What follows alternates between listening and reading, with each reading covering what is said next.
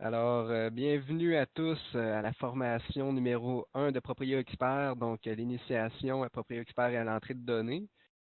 Donc, avant de débuter la formation, je vais vous faire une petite présentation rapide du plan de cours pour la formation qui va durer environ 1 heure. Alors, on a le plan de cours ici à l'écran. On va commencer par voir la structure du logiciel par rapport aux différents menus, modules de données, où sont situés, comment les accéder. Ensuite, on va faire un petit tour des paramètres du logiciel, comment aller modifier certains paramètres qui peuvent être importants là, dans l'utilisation de Proprio Expert. On va faire un petit tour aussi rapide au niveau des ressources d'aide par rapport au support technique de Magex. Les rapports, là, comment accéder aux rapports à partir des différents modules, puis à partir du menu des rapports. Puis par la suite, on va commencer à voir l'ordre d'entrée des éléments pour l'entrée des données. Donc, ça devrait durer environ 1 heure au maximum. Alors, on va commencer tout de suite par les différents menus dans Proprio Expert. Accéder au logiciel comme ça ici. Donc, il y a deux différents menus au niveau de Proprio Expert. Il y a le menu d'accès rapide de gauche ici. C'est un menu qui nous permet d'accéder à l'information dont on a le plus besoin en tout temps, l'information pertinente et utile dans la plupart des cas. Puis ici, il y a le menu rapide, le menu d'accès complet avancé. Donc, si on veut accéder à différents modules qui ne sont pas disponibles dans le menu de gauche, ça va être par en haut qu'on va y accéder. Donc, autant au niveau des données que la comptabilité que les modules divers, on voit que c'est déjà plus complet au niveau des différentes listes. Au niveau des paramètres dans le logiciel, comment on fait pour les modifier et les accéder? Donc, on va dans l'onglet Fichier, paramètres. Donc, il va y avoir différents onglets qu'on va pouvoir accéder là, pour faire la modification des paramètres. Tout d'abord, les paramètres de l'application ici. Donc, tout d'abord, le pays, la langue qu'on va utiliser le logiciel, on peut l'avoir en français ou en anglais. Donc, les modifications vont se prendre en considération quand on va faire le changement là, ou la réouverture du logiciel. Ensuite, ici, il y a l'affichage des prénoms et noms, donc dépendamment de l'ordre qu'on veut les avoir. Et l'affichage des différents rappels, les listes et tout ça dans le logiciel. Donc, je peux vous donner quelques exemples. Donc, si on veut avoir l'ouverture de l'agenda, tout de suite, lorsqu'on ouvre le logiciel, on coche ça ici. Donc, ensuite, afficher la liste des baux à renouveler. Donc, lorsqu'on ouvre le logiciel également, il nous avertit s'il y a des baux à renouveler ou pas. Ici, un paramètre qui est très important que je suggère à tous, c'est l'affichage des écritures au grand livre pour approbation. En d'autres termes, c'est lorsqu'on fait une facturation, une dépense, on a l'affichage de l'écriture qui a lieu pour approbation. Donc, ça vous permet de voir l'écriture qui va avoir lieu au grand livre avant même d'approuver la transaction qui va avoir lieu. Donc, également la recherche automatique des mises à jour lorsqu'on a une mise à jour de rendu disponible. Donc, ça va vous suggérer de télécharger la mise à jour avant de poursuivre. Donc, ici, on a tout ce qui a lieu dans l'agenda, dans l'affichage. Donc, lorsqu'on veut, par exemple, afficher différents rappels pour les anniversaires des locataires, les fournisseurs, les échéances, les appartements vacants, les baux, les débuts, la fin, les retards de paiement, etc. Donc, il y a une multitude de paramètres, de critères qu'on peut afficher dans l'agenda pour des rappels et notes. Pour ce qui est des rapports, donc, on a différents critères, paramètres à spécifier pour ce qui est des marges, l'inclusion des différentes options au niveau des rapports ici. Les avis, les délais pour les rappels à l'agenda, pour les lettres et avis. Donc, pour les retards de paiement, la reconduction des baux et les anniversaires. Donc, au niveau du bail ici, c'était pour le bail électronique au moment où ce qui était rendu disponible, donc pour le chemin d'accès. Et les informations de connexion pour le module des payes en partenariat avec Ceridian.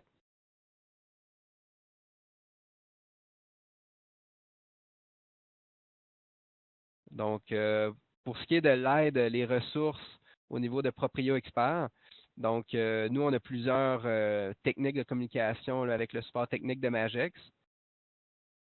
Tout d'abord, il y a le clavardage en ligne sur notre site web.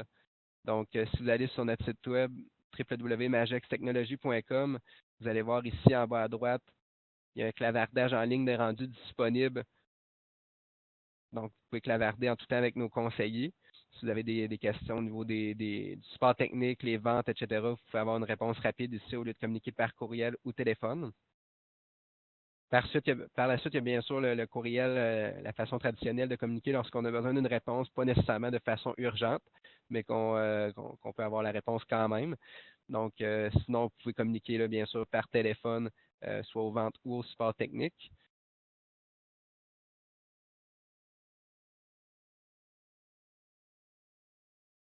Donc, sinon, si jamais vous êtes mal pris lors de nos heures de fermeture, c'est-à-dire les soirs, les fins de semaine, vous pouvez consulter nos procédures, nos vidéos en ligne. Donc, dans la section support de notre site web, il y a une section qui vous permet de connaître les différentes techniques au niveau de l'utilisation de votre logiciel. Donc, comme vous voyez ici dans la section support, on a les procédures, les vidéos, les guides, les utilisateurs. Donc, si jamais vous voulez avoir une réponse rapide, vous pouvez consulter les procédures ici. Maintenant, au niveau des rapports, donc c'est sûr qu'il y a plusieurs rapports de disponibles dans Proprio Expert. Comment on fait pour les accéder?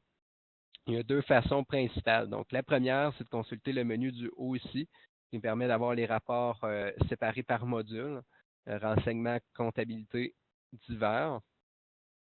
Donc, plus on va bas dans la liste ici, plus on a de détails. Donc, si on veut sortir nos états financiers, par exemple,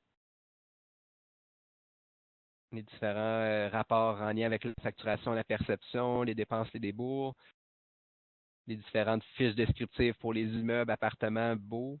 Donc, il y a quand même énormément de rapports qui peuvent vous aider là, à faire l'analyse de vos activités en termes de gestion immobilière. La deuxième façon d'y accéder, c'est que dans chacun des modules, chacune des fenêtres de notre logiciel, il y a un petit bouton en haut à droite pour accéder au rapport en lien avec le module actuel. Autrement dit, là, on est dans Immeuble. Si je clique sur le bouton Rapport ici en haut à droite, il va m'afficher les rapports en lien avec l'immeuble, en lien avec les immeubles, c'est-à-dire donc vous pouvez avoir la liste sommaire des immeubles, les locataires tout en un, les hypothèques automatiques, etc., en lien avec les immeubles que vous allez avoir cochés dans la liste de gauche ici. Donc, c'est une façon d'accéder rapidement au rapport là, sans passer nécessairement par la liste déroulante des différents choix là, dans le menu du haut. Donc, ça, c'est un bouton qui est disponible dans la majorité des fenêtres du menu ici. Alors, maintenant qu'on a fait un petit tour de la structure du logiciel, on va tout de suite commencer par l'ordre d'entrée des éléments dans Proprio Expert. Donc, la structure des éléments, l'ordre d'entrée, c'est vraiment du haut vers le bas. Donc, on ne peut jamais entrer un élément qui est en dessous de ce qui est par-dessus. Donc, par exemple, on ne peut pas entrer un immeuble tant qu'il n'y a pas de compagnie dans le logiciel. C'est pour ça que lorsque vous allez ouvrir pour la première fois votre logiciel, il va vous demander d'inscrire une compagnie avant même de faire quoi que ce soit d'autre. Donc, c'est important de bien détailler l'information du haut vers le bas. Puis, même chose lorsqu'on essaie de supprimer des éléments. Donc, on ne peut pas supprimer un élément qui est situé dans le haut de la hiérarchie lorsque les éléments du bas sont encore existants. Donc, par exemple, si on essaierait de supprimer un immeuble qui contient des appartements, le logiciel nous demanderait d'abord de supprimer les appartements là, avant de supprimer l'immeuble et ainsi de suite. Donc, je parlais d'inscrire une compagnie. Les compagnies, comment on fait pour savoir dans laquelle on travaille actuellement? Donc, tout d'abord, elle est inscrite en haut ici. Donc, je sais qu'actuellement, je travaille dans ma compagnie de gestion Prince Arthur. Même chose ici en bas. Donc, si jamais j'ai des doutes là, à savoir dans quelle compagnie je me situe, j'ai juste à consulter les éléments ici. Donc, comment je fais pour changer de compagnie maintenant? Donc, j'ai une petite liste déroulante ici en haut, fichier, compagnie. Donc, j'ai ma liste de compagnies ici, donc je peux changer d'une compagnie à l'autre comme ça.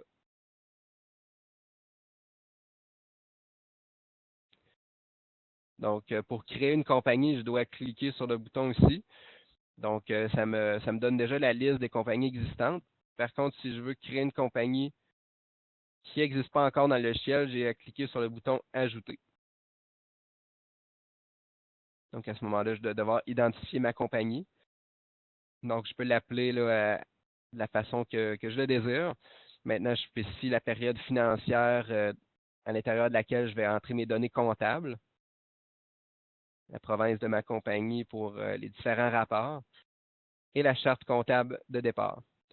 Donc, petit point important ici, la charte comptable de départ, lorsque j'ai inscrit ma première compagnie, j'ai seulement le choix de la charte par défaut. Donc, une fois que j'ai plusieurs autres compagnies, ça me suggère d'utiliser la charte comptable de mes autres compagnies pour la simple et bonne raison que si jamais j'ai une charte comptable universelle pour chacune de mes compagnies, au lieu d'utiliser la charte par défaut puis réentrer tous les comptes, remodifier tous les comptes que j'avais déjà modifiés dans mon autre compagnie, j'ai seulement à utiliser la charte comptable existante de mon autre compagnie, puis ainsi me sauver du temps au niveau de l'entrée de données comptables. Une fois que ça c'est fait, je spécifie si c'est une compagnie inscrite aux taxes. C'est pas irréversible, donc si jamais j'inscris qu'elle est, je décoche la case ici, puis qu'elle est inscrite aux taxes, je peux aller le spécifier par la suite. C'est une coopérative d'habitation également. Il faudrait que je coche la case qui est ici. Une fois que c'est terminé, j'ai tout simplement à cliquer sur OK, puis la fenêtre en arrière ici va m'apparaître pour compléter le reste de l'information en ce qui a trait à ma compagnie, c'est-à-dire les renseignements descriptifs pour l'adresse et les informations de contact. Donc ça, je ne m'attarderai pas là-dessus, c'est de l'information qui est intuitive à entrer. On a tout simplement à suivre les différents critères. Puis, petite chose intéressante ici, je peux inclure un logo de ma compagnie. Donc, en allant le chercher dans mon ordinateur, je peux inclure un logo qui va apparaître sur mes différentes lettres et avis, mes rapports, etc. Donc, ça peut être intéressant là, pour l'impression de vos rapports. Comment je fais pour aller chercher un logo? Donc, premièrement, il faut que j'enregistre un logo dans le format JPEG PNG, puis que j'aille le chercher dans mon ordinateur ici en cliquant sur le lien Parcourir. Par la suite, le logo va être préenregistré dans votre base de données. Donc, vous allez pouvoir travailler avec ce logo-là là, pour chacune de vos compagnies.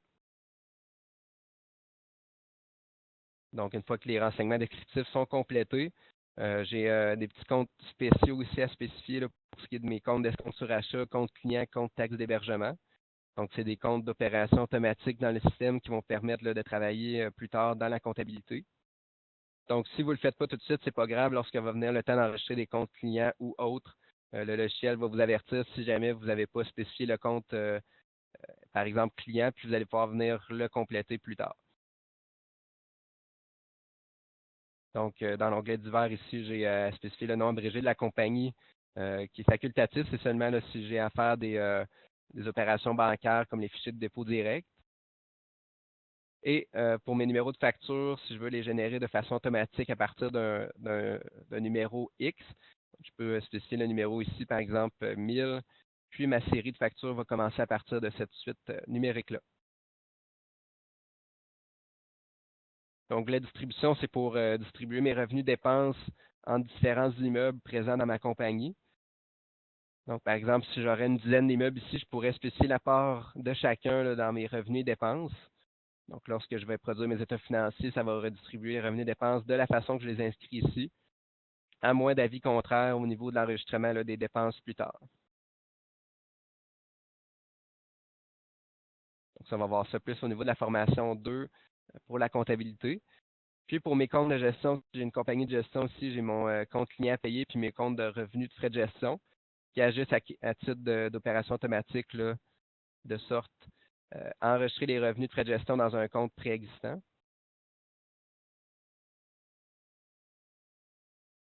Puis, je vais tout de suite là, faire le tour des différents boutons disponibles dans le haut de chacune des fenêtres pour pas que vous soyez mêlés pour le restant de la formation. Donc, le bouton Ajouter, c'est pour ajouter un élément dans la fenêtre existante.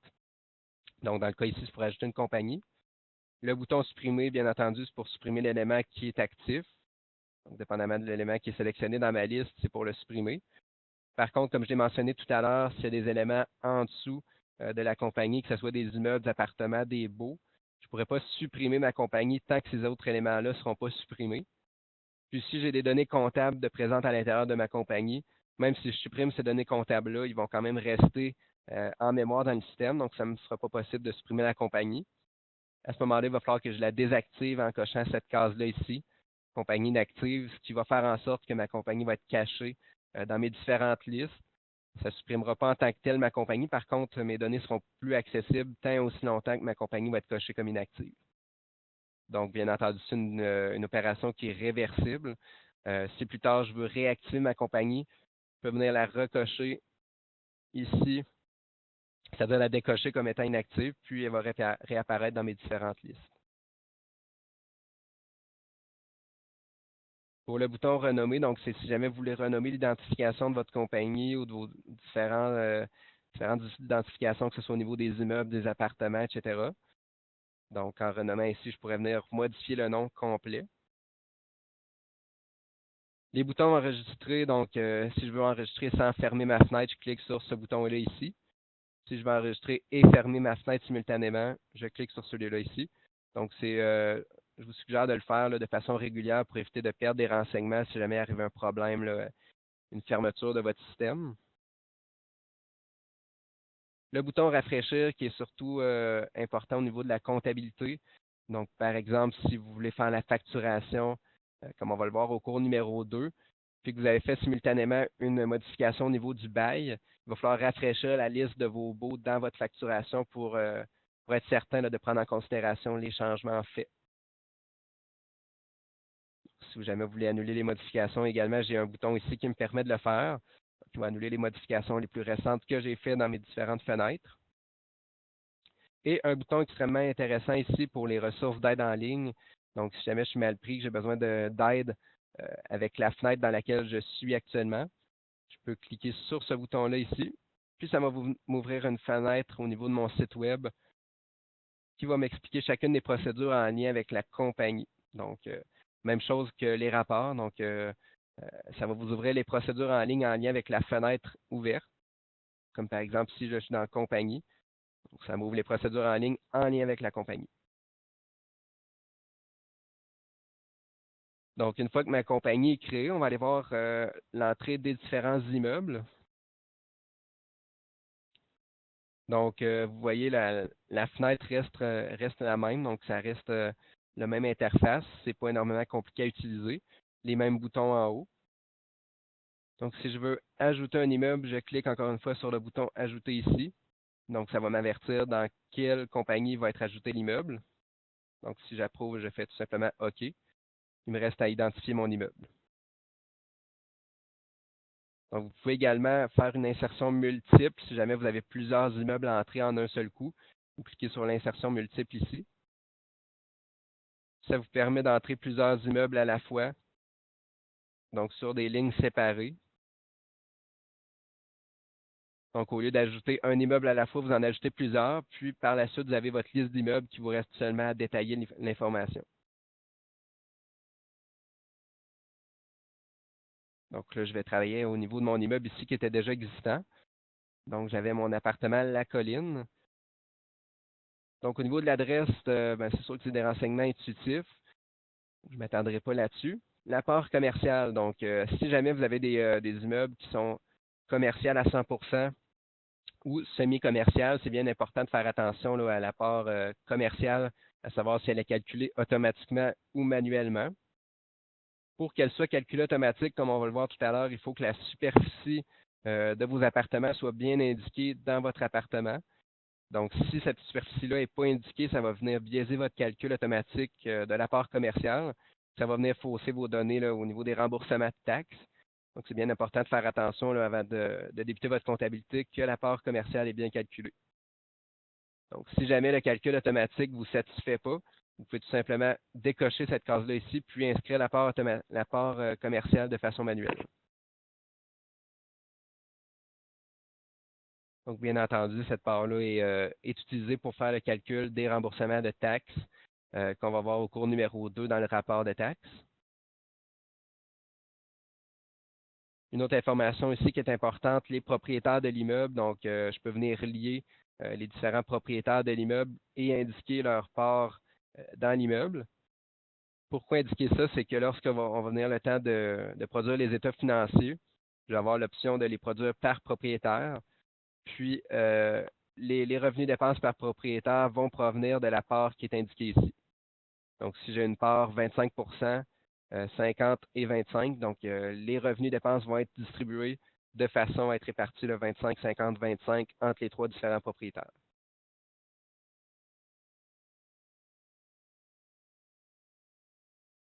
Puis, la petite case gestionnaire ici, ça me permet de savoir quels propriétaires des différents inscrits vont apparaître dans mes lettres et avis au niveau de la signature.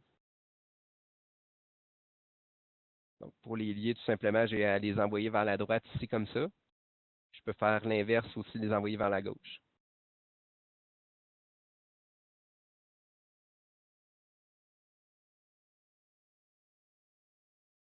Donc, sinon, le concierge ici à contacter en cas d'urgence peut indiquer ses renseignements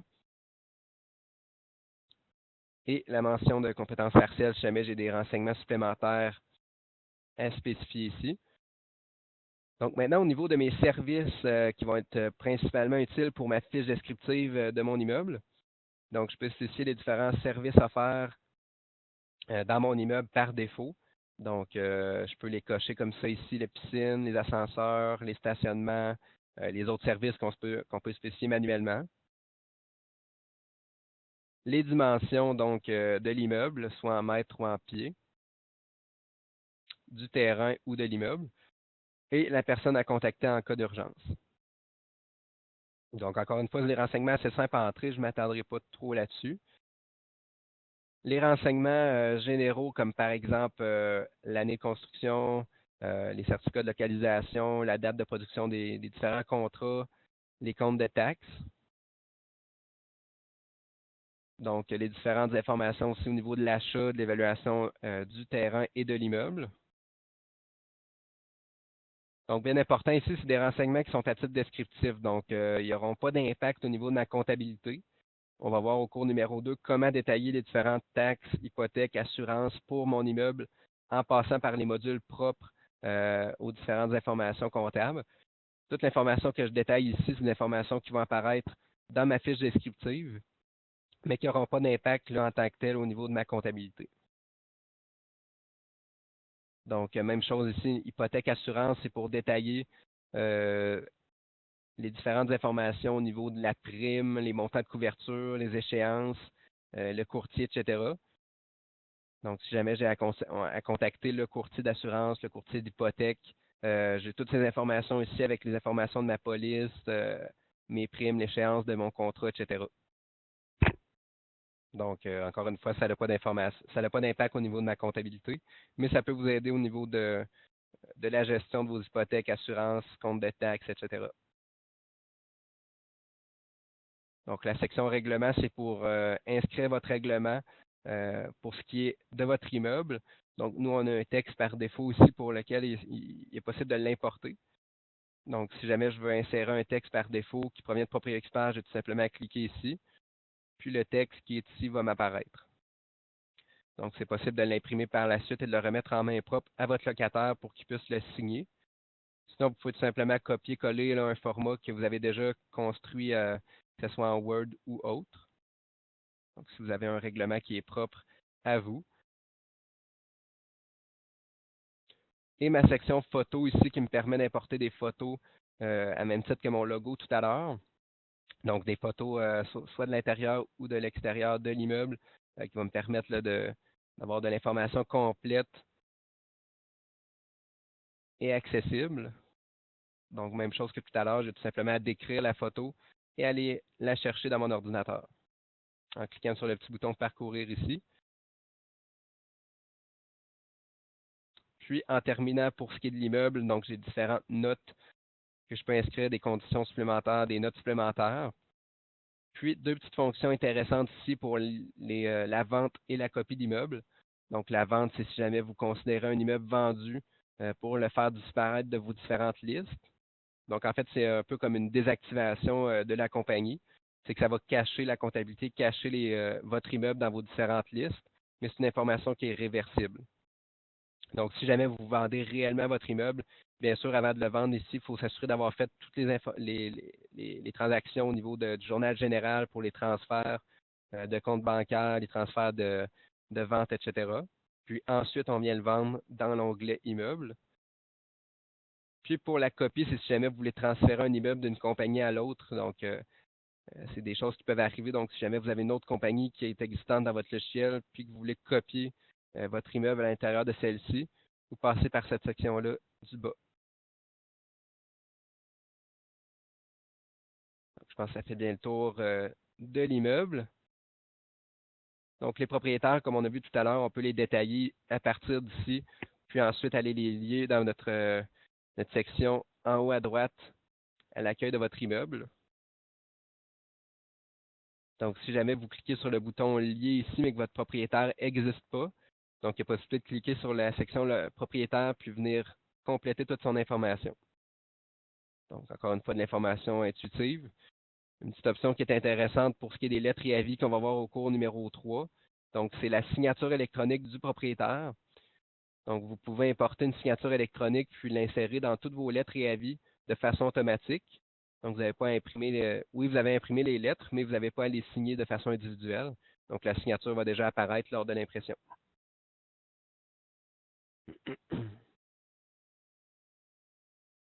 Donc, une fois que votre propriétaire est complété, l'information est toute complétée, vous pouvez cliquer sur le bouton lier ici en haut à droite de façon à le lier à un immeuble en particulier ou à plusieurs immeubles.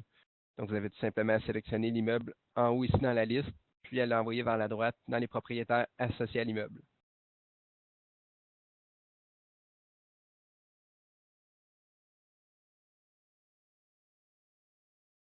Donc, maintenant, pour ce qui est des appartements, donc pour entrer des appartements, bien sûr, il faut avoir déjà entré les immeubles qui sont associés. Donc, une fois que j'ai mon immeuble, je peux venir détailler tous les appartements qui font partie de celui-ci. Donc, j'ai tout simplement à sélectionner l'immeuble pour qui je vais ajouter un appartement. Une fois que c'est fait, je clique sur Ajouter. Donc, il va y avoir une petite fenêtre ici qui va m'apparaître pour détailler toute l'information. Donc, tout d'abord, l'identification de l'appartement, à savoir son numéro ou la lettre de l'appartement en question. Donc, ça peut être un format numérique, ça peut être un format alphabétique, ça peut être un format combiné des deux, par exemple un A ou un B. Puis, par la suite, à l'étape 2, je choisis la nouvelle adresse de l'appartement, à savoir l'affichage. Donc, il y a différentes façons d'afficher mon adresse. J'ai tout simplement à la sélectionner parmi la liste ici. Si jamais ça ne me convient pas, je peux tout simplement cocher la troisième option, puis l'inscrire manuellement. Donc, ça va m'être utile lors de l'identification de l'appartement dans différents rapports ou différents modules comptables qu'on va voir dans les prochaines formations. Sections 3 et 4 qui sont relativement importantes pour ce qui est du bail qui va être créé. Donc, l'information de l'appartement, à savoir le nombre de pièces, le coût du loyer, donc qui va apparaître dans mon bail par défaut, la durée du prochain bail. Donc, si jamais votre appartement est vacant, il n'est pas encore loué, vous pouvez tout simplement cocher ici le statut actuel comme étant vacant. Puis l'étape 4 va devenir floue, donc vous ne pourrez pas ajouter de locataire pour l'instant. Sinon, je peux en ajouter un, ce qui va faire en sorte que ça va déjà me créer un bail sommaire que je vais pouvoir aller compléter par la suite à la prochaine étape. Donc, on va faire un exemple ici. Donc, si j'ajoute un 5,5 à 620 $ par mois, d'une durée de 12 mois, et que je vais ajouter un locataire, donc il me resterait juste à ajouter le nom du locataire ici. Si mon locataire existe déjà dans mon système au niveau de mes contacts, je peux le lier à partir du bouton ici en le cochant parmi la liste. Sinon, je peux commencer tout de suite l'entrée de ces informations en spécifiant son nom, son prénom, puis en allant compléter son information plus tard.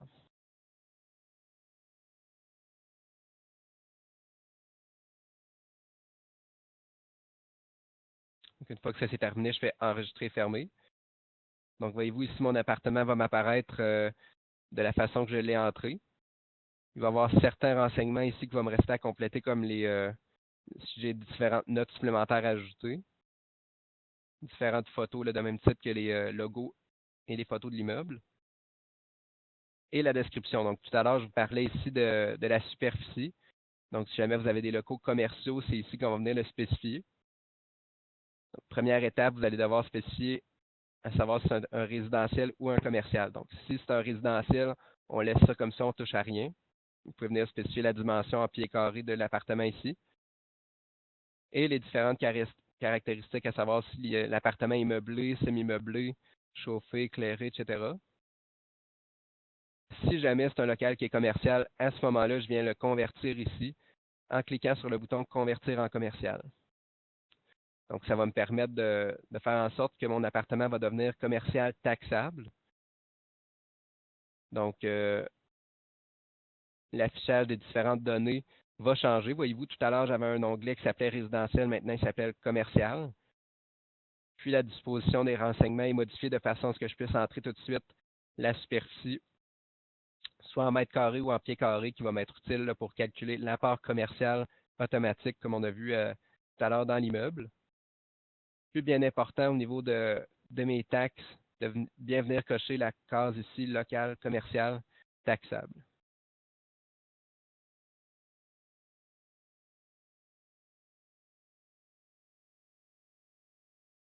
Donc, c'est ce qui complète mon appartement. Donc, si jamais j'ai des meubles de liés à cet appartement-là que je veux tout de suite enregistrer dans mon système, donc j'ai un module qui est propre à la gestion des meubles, qui me permet d'ajouter soit des lits, des frigidaires, des sofas, etc. Donc, j'ai différentes caractéristiques, différentes catégories de meubles que je peux ajouter. Donc, si jamais la catégorie que je veux utiliser n'est pas existante, je peux tout simplement sélectionner la catégorie autre, puis spécifier l'identification de mon meuble. Donc, je spécifie l'icône qui est propre au meuble que je veux ajouter. Puis, je commence tout de suite à détailler son information en cliquant sur Ajouter. Donc, on peut y aller avec la marque et l'année du frigidaire. Ce qui est vraiment intéressant, en fait, c'est que ça vous permet de détailler, surtout au niveau des réparations et de la garantie de vos meubles. Donc, vous pouvez faire un suivi de toutes les réparations, l'entretien qui a eu lieu sur vos meubles au fil du temps, avec les dates, la description, etc. Donc, ça vous permet de garder un suivi de vos garanties également. Donc, si jamais vous avez une garantie qui échoue bientôt, vous pouvez le savoir ici en spécifiant la date de fin de la garantie.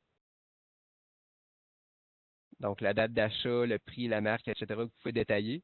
Puis, ultimement, ce que les gens apprécient vraiment, c'est qu'on peut insérer, encore une fois, des photos qui vous permettent de garder un suivi avant et après de vos meubles. Donc, je vous donne un exemple. Si vous louez un appartement meublé au complet, puis que vous voulez vous assurer qu'il n'y a pas eu de bris ou de vol de matériel, vous pouvez venir comparer les photos là, d'avant la location et après. Donc, à savoir si c'est toujours le même modèle, le même numéro de série, s'il n'y a pas eu des bris, etc. Donc, une fois que votre meuble est terminé d'être détaillé ici, il y a un petit bouton Assignation des meubles ici qui nous permet de lier le meuble à un appartement en particulier. Donc, deux étapes. La première, je viens spécifier mon meuble à gauche et ensuite mon appartement à droite. Puis, je clique sur la flèche ici. Donc, ça va tout simplement transférer le meuble à l'appartement en question. Puis, une fois que la location est terminée, si jamais je veux retransférer mon meuble dans les meubles disponibles, je fais la même opération ici. Donc, je l'envoie vers la gauche.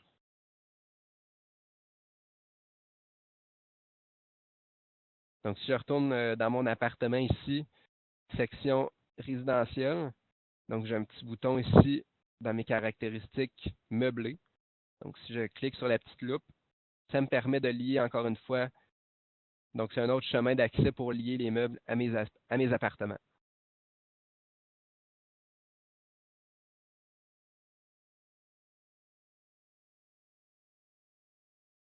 Donc, maintenant, au niveau de mon bail, une section qui est excessivement importante dans votre logiciel, donc qui va dicter la plupart de vos opérations suivantes, autant au niveau comptable, au niveau de vos lettres et avis, etc. Donc, la plupart des modules comptabilité divers viennent chercher leur information au niveau du bail. Donc, c'est pour ça que c'est bien important là, de spécifier les bonnes informations, autant au point de vue du logiciel qu'au point de vue légal. Donc, les dates, les prix, les services, etc., c'est bien important là, de faire attention de bien spécifier l'information. Donc, la première étape, lorsqu'on ajoute un bail, donc il faut que je spécifie l'immeuble et l'appartement pour lequel je vais ajouter mon bail.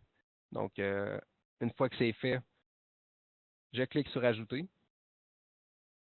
Donc, là, il va me demander si c'est un renouvellement de bail, est-ce que les locataires restent les mêmes? Est-ce que le bail commence là où l'ancien bail se termine? Dans le cas d'un renouvellement, je clique Oui. Si ce n'est pas un renouvellement, c'est-à-dire si c'est des nouveaux locataires, des nouvelles conditions, je clique sur Non. Puis, il va m'apparaître la sélection des locataires. Donc, je vais pouvoir spécifier parmi ma liste existante de locataires les nouveaux locataires. Sinon, je peux en ajouter ici dans le cas où mon locataire ne serait pas existant dans le logiciel.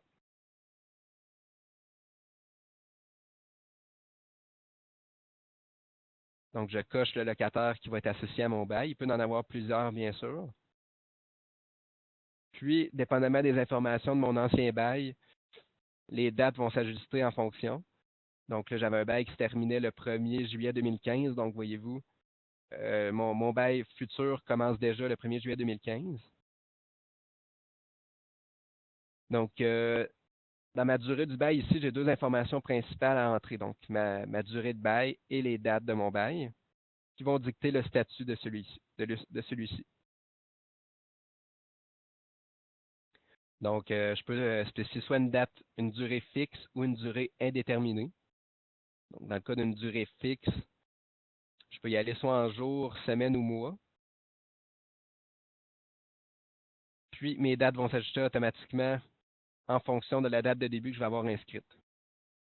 Donc, comme voyez-vous ici, c'est une durée fixe de 12 mois débutant le 1er juillet 2015, qui fait en sorte que ma date de fin s'ajuste automatiquement. Au niveau de ma date de départ, donc ça, c'est si jamais le locataire quitte en cours de bail puis que je veux spécifier une date à partir de laquelle il ne sera plus facturé. Donc, à ce moment-là, à partir du moment que j'ai une date de départ, la facturation automatique va faire en sorte que ça va être facturé comme étant un appartement vacant. Donc, des vacances vont apparaître à mes états financiers en déduction de mon revenu de loyer.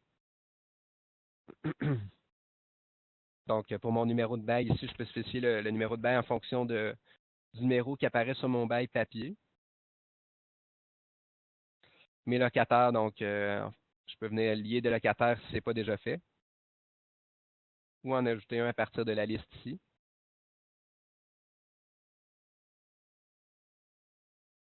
Et mon signataire par défaut pour ce qui est de mes chèques, donc j'ai toujours un signataire par défaut.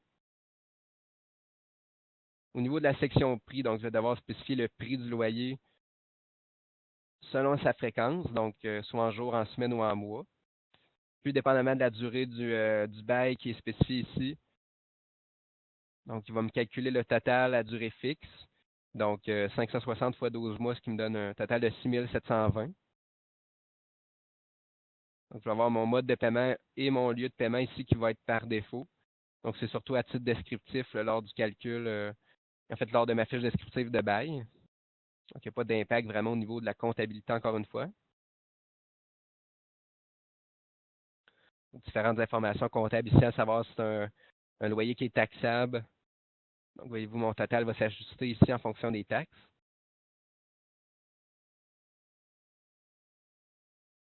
Si j'ai une taxe d'hébergement ajoutée au loyer lors des locations à court terme, et ne plus facturer à partir de si j'ai une date de départ. Donc, la date ici va venir s'ajouter de façon automatique. Donc, pour les dates de paiement, donc c'est souvent le premier jour du mois.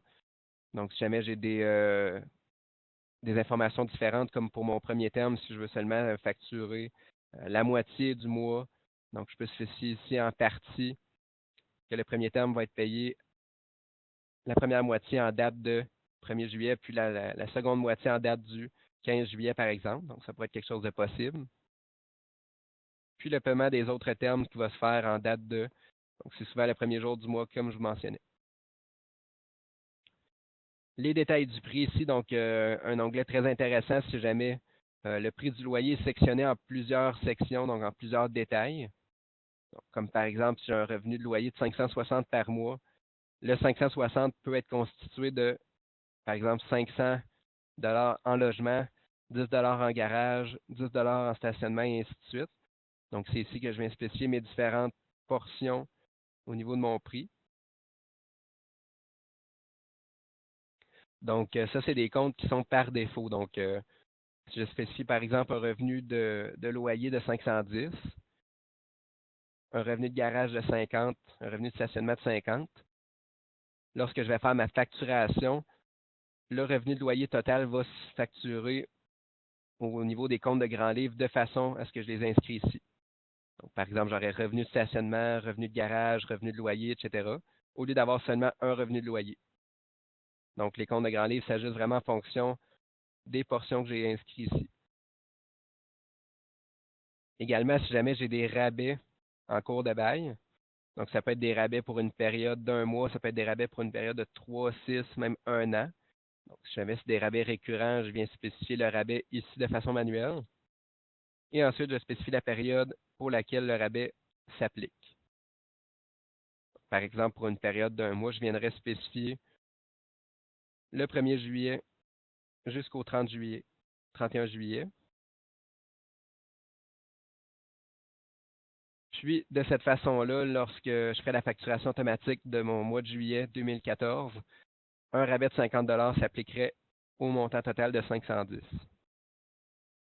Donc, ce serait un rabais et gratuité de logement. Une autre option intéressante ici, lorsque j'ai de la gratuité qui est entendue avec le locataire, quelque chose de courant lorsqu'on fait des fois des promotions pour un mois gratuit. Donc, je peux venir spécifier le mois ici qui est gratuit en spécifiant mon mois et mon année.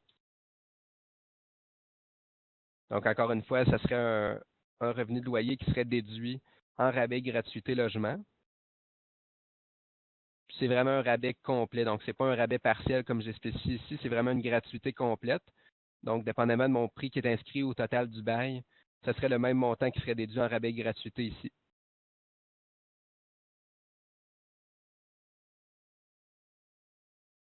Donc, si jamais j'ai des détails qui sont personnalisés, c'est-à-dire des détails qui ne sont pas disponibles dans mes détails par défaut, donc comme par exemple si je vois que l'Internet n'est pas disponible, donc je pourrais dans mes détails personnalisés venir spécifier revenu d'Internet, donc inscrire le prix mensuel de mon Internet avec le compte de Grand Livre y étant rassocié. Donc, si jamais mon compte de Grand Livre, comme ici, revenu d'Internet, n'est pas disponible, je vais voir à ma prochaine formation comment créer un compte de Grand Livre pour l'associer à mon revenu d'Internet. Donc, pour l'instant, on va laisser ça à autre revenu, le compte 4220.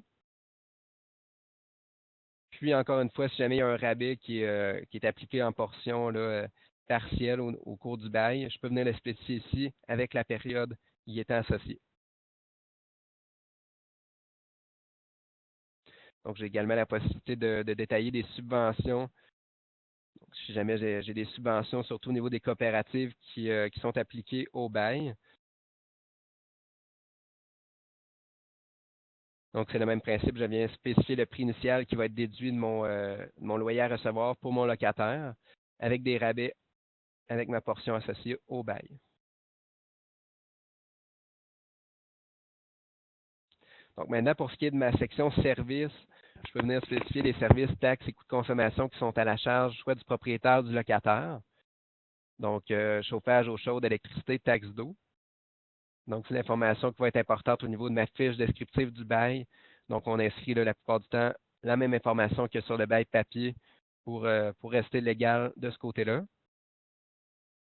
Même chose pour l'enlèvement de la neige, donc si c'est le propriétaire ou le locataire qui s'en occupe.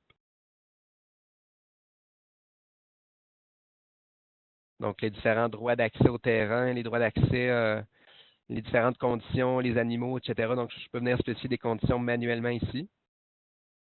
Donc, si le locataire n'a pas le droit d'accès au terrain, n'a pas le droit de garder des animaux, je fais tout simplement décocher ces cases-là.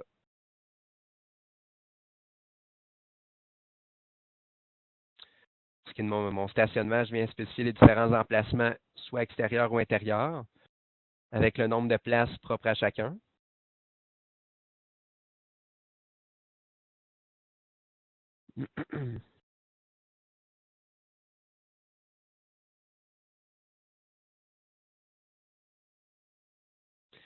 Puis, je peux venir spécifier la plaque, donc l'immatriculation du véhicule du locataire si jamais je fais des vérifications au niveau des stationnements en cours d'année. Donc, également, si jamais j'ai une remise ou un espace de rangement qui est rendu disponible au locataire, je peux venir le préciser ici avec l'emplacement puis les différentes conditions s'y rattachant.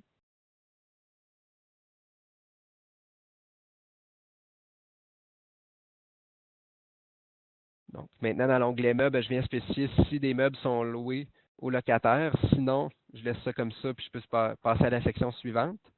Dans le cas où des meubles seraient loués, soit semi-meublés ou meublés complètement, je viendrais cocher la case oui ici.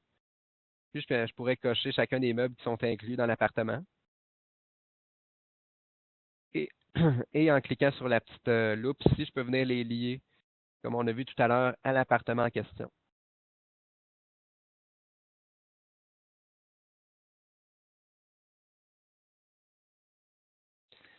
Donc, suivant la logique des différents onglets, maintenant j'ai mes travaux exécuté par le propriétaire avant la délivrance du logement ou en cours de bail. Encore une fois, c'est la même information là, qu'on va avoir inscrit au niveau de notre bail papier.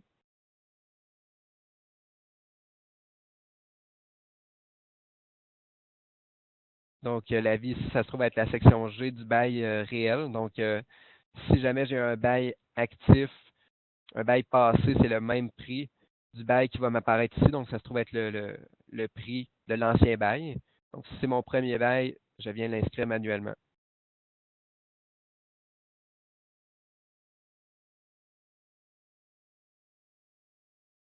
Dans mon onglet divers, je peux venir terminer le bail en spécifiant des nouvelles conditions suite à un renouvellement. Donc, ça se trouve être un peu la même chose que la section G. Donc, si j'ai un renouvellement de bail, puis j'ai des nouvelles conditions qui n'avaient pas lieu dans l'ancien bail, je viens les spécifier ici manuellement. Puis, je termine ici avec la section là, gestion des clés pour spécifier le nombre de clés ou de cartes disponibles à chacun des locataires. Donc, une fois que mon bail est complété, donc c'est possible de m'imprimer une petite fiche sommaire ici en cliquant sur les rapports, puis en sélectionnant l'appartement en question. Donc, si je visualise ici, je vais avoir la liste de tous mes baux détaillés. Ça va m'afficher la date, en fait, les dates, les prix, les services, etc. Donc, ça peut être utile lorsqu'on a besoin d'une information rapide, lorsque le locataire peut nous appeler, par exemple. Puis, ultimement, en haut à droite, ici, j'ai tous mes anciens baux pour l'appartement qui est sélectionné avec leur statut. Donc, actuellement, j'ai le bail qui est actif. Puis ici, si je sélectionne mon nouveau bail, c'est un statut qui est futur. Et les anciens, c'est un statut qui est échu. Donc, ça va jouer là. C'est toujours le bail actif qui va être facturé euh, automatiquement là, en date d'aujourd'hui.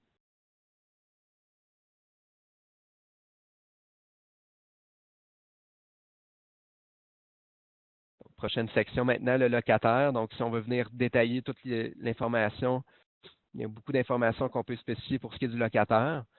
Donc, les différentes informations pour le rejoindre, ses téléphones à la maison, résidence cellulaire, etc. Son adresse de correspondance, c'est l'adresse à laquelle les lettres et avis vont être envoyés par défaut. Donc, souvent, c'est l'adresse de son appartement actuel qui va venir se reporter de façon automatique, dépendamment de la liaison avec son appartement. Les renseignements supplémentaires, donc, si jamais j'ai des enquêtes à faire, numéro d'assurance sociale, numéro de RAMQ, d'assureur, de la police d'assurance.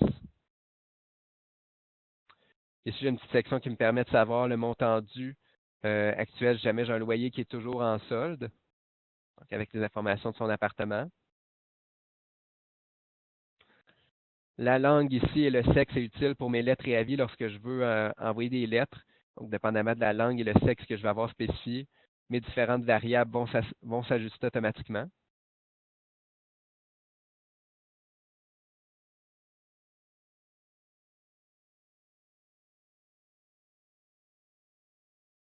Donc, au niveau des renseignements financiers, ici, j'ai les informations de l'institution financière ou de l'ancien employeur. Donc, si jamais, encore une fois, je veux faire des enquêtes, c'est utile de noter tous ces renseignements-là. Donc, plus on a de renseignements, plus on a de chances de pouvoir garder un suivi si jamais le locataire il arrive quelque chose, il quitte son loyer ou on a un litige avec lui.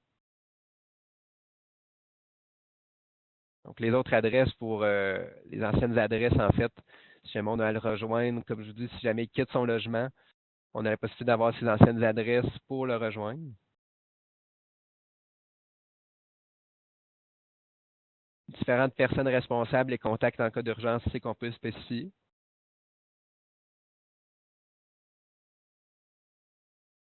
Donc, l'enquête, comme je parlais, si on fait une analyse de crédit, on peut venir spécifier les détails de l'analyse ici, les résultats. Donc, si jamais c'est refusé ou que c'est sous condition, on peut venir spécifier un petit texte dans les notes supplémentaires pourquoi ça a été refusé, pourquoi c'est sous condition. Donc, dépendamment des enquêtes qu'on va avoir fait, les références, etc. On a même un petit lien ici d'enquête de crédit qui nous permet d'accéder directement au site de la Corpic. Donc, on sait que la Corpic offre une enquête de crédit. Donc, on peut avoir le formulaire ici.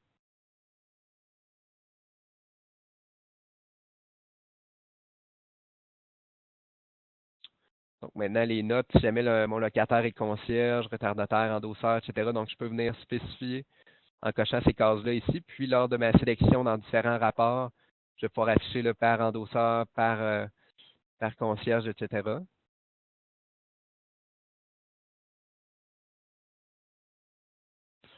Et un module très intéressant ici pour mes lettres envoyées. Donc, ça me permet de garder un suivi de toutes les lettres qui ont été envoyées avec la date de réception, le format de la lettre qui a été envoyée. Puis, ce qui est réellement intéressant, c'est que si le locataire n'a pas reçu la lettre ou il l'a abîmée ou perdue, on peut tout simplement revenir la chercher ici dans sa fiche. Donc, j'ai ma lettre ici, j'ai tout simplement à la réimprimer, puis à lui remettre en main propre. Donc, on a déjà ici un petit aperçu de quoi ça a l'air, une lettre dans Proprio Expert. Au cours numéro 3, là, on va être capable de voir plus en détail comment spécifier les différentes variables, les modèles, etc.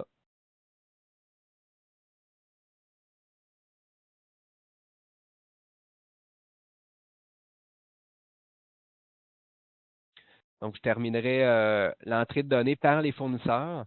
Donc, fournisseurs, à même titre que locataires, des renseignements qui sont facultatifs, mais qui peuvent être intéressants si jamais on a à le rejoindre ou à communiquer avec lui pour une raison X. Donc, deux choses qui sont principalement importantes, c'est la catégorie du fournisseur et le compte associé. Donc, pour les dépenses et les travaux, en fait, ça va me permettre d'avoir par défaut le compte de Grand Livre associé au fournisseur. Donc, je n'aurai pas à chaque fois que je sélectionne ce fournisseur-là à entrer le compte de Grand Livre y étant rattaché. Donc, je vais pouvoir le spécifier directement de façon automatique. Et la catégorie, c'est utile au niveau de mes travaux. Donc, si jamais je veux faire un travaux de plomberie, il va m'afficher la liste de fournisseurs par catégorie plomberie. Sinon, les autres renseignements ici au niveau des taxes, donc si j'ai à spécifier les numéros de TPS, TVQ pour les facturations, ça peut m'être utile ici. Puis le reste des renseignements, c'est assez intuitif, donc les adresses, les numéros de téléphone, etc.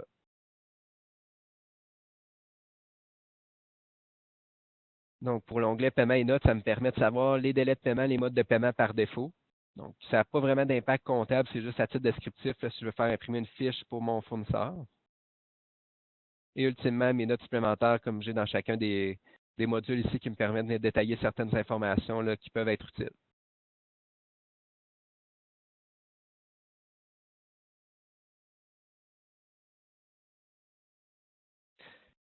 Donc, c'est ce qu'on pour récapituler ce qu'on a vu aujourd'hui. Donc, on a vu en fait l'ordre d'entrée des données au niveau du module d'accès rapide. Donc, si on va dans le haut ici, dans renseignements, on voit que les renseignements compagnie, immeubles, propriétaires, appartements, etc. se retrouvent tous à la gauche.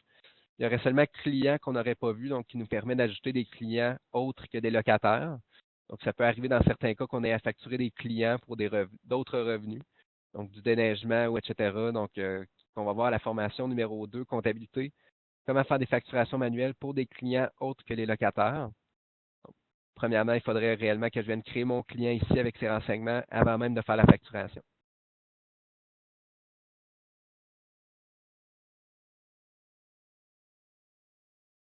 Donc, maintenant, pour ce qui est des copies de sécurité, comment effectuer les copies de sécurité dans Proprio Expert? Donc, on a deux façons. Donc, on a la façon manuelle puis on a la façon automatique. Donc, la façon automatique, en fait, il y a des sauvegardes automatiques qui sont faites sur votre système à toutes les 60 minutes. Donc, ça vous permet, là, dans le cas où vous oubliez de faire des copies de sauvegarde, de pouvoir revenir en arrière lorsqu'on a des erreurs ou autres. Donc, on garde toujours les 20 dernières dans votre ordinateur. Par contre, pour être assuré d'avoir une sécurité optimale, c'est mieux de faire des copies de sauvegarde manuelles, soit une fois par semaine ou à chaque jour, dépendamment là, du volume d'informations que vous entrez à chaque jour dans le système.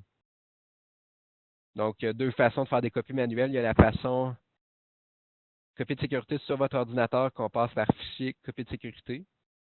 Donc, ça vous permet de créer une copie de sécurité dans l'emplacement choisi. Ça peut être sur une clé USB, ça peut être sur un disque dur externe, ça peut être sur votre bureau. Donc, dépendamment de la sécurité que vous pouvez avoir, vous pouvez changer l'emplacement ici puis renommer le nom du fichier.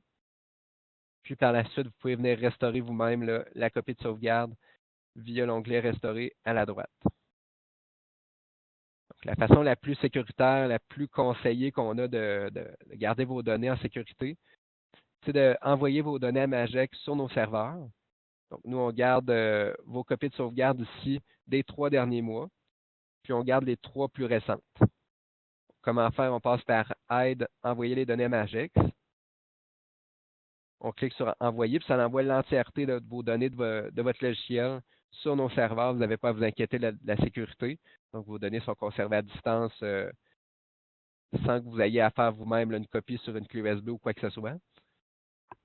Une fois que ça s'est fait, vous pouvez récupérer directement à partir de votre logiciel vos données en passant par l'onglet Aide, récupérer les données de Magix. Oui, ça vous garde les 3 fichiers les plus récents avec la date et l'heure à laquelle il a été effectué.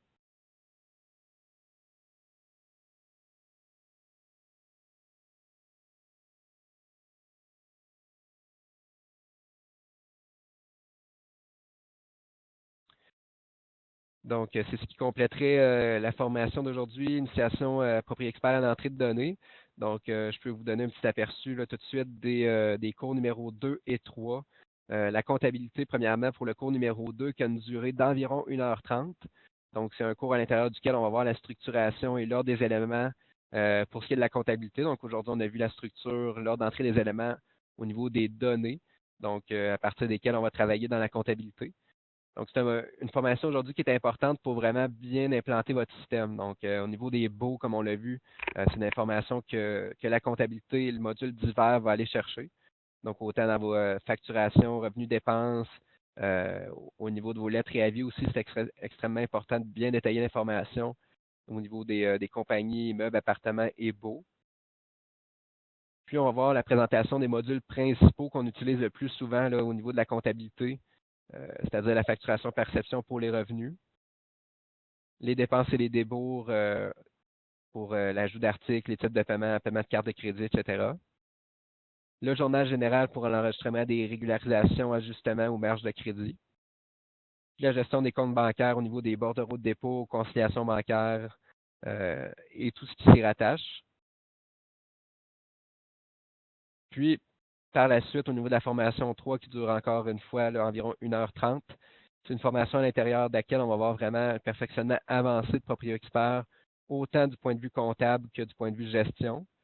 Donc, tous les modules comptables plus spécialisés qu'on n'aura pas vu dans la formation 2, on va les voir à la formation 3. Donc, un petit aperçu, donc les transactions répétitives, hypothèque automatique, les dépôts remboursables, la facturation, création de clients, les augmentations de loyers en bloc. Pour ce qui est de la gestion, on va voir les lettres et avis, l'agenda, la gestion des rendez-vous, les travaux et les litiges. Puis, on va terminer là, la série de formations par la publication et la consultation de données sur le web de façon mobile. Puis, on faisait un petit tour là, des différents rapports et états financiers qui sont disponibles pour consultation et impression. Donc, si vous voulez vous inscrire au webinaire, les formations 2 et 3 sont disponibles dans la même section que la formation 1. Donc, je vous invite à le faire là, si ce n'est pas déjà fait pour compléter votre formation pour Proprio Expert. Donc, je vous remercie d'avoir été présent à la formation d'aujourd'hui. Donc, si jamais vous avez toute question utile par rapport au logiciel ou à différentes options qu'on a, vous pourrez nous contacter, comme je l'ai mentionné au début de la formation, soit par clavardage en ligne sur notre site web, soit par courriel ou téléphone. Puis en tout temps, là, même si lorsqu'on est fermé, vous avez accès à la section support technique de notre site web pour avoir là, accès à une foule de procédures, guides ou vidéos pouvant vous dépanner là, en cas d'urgence.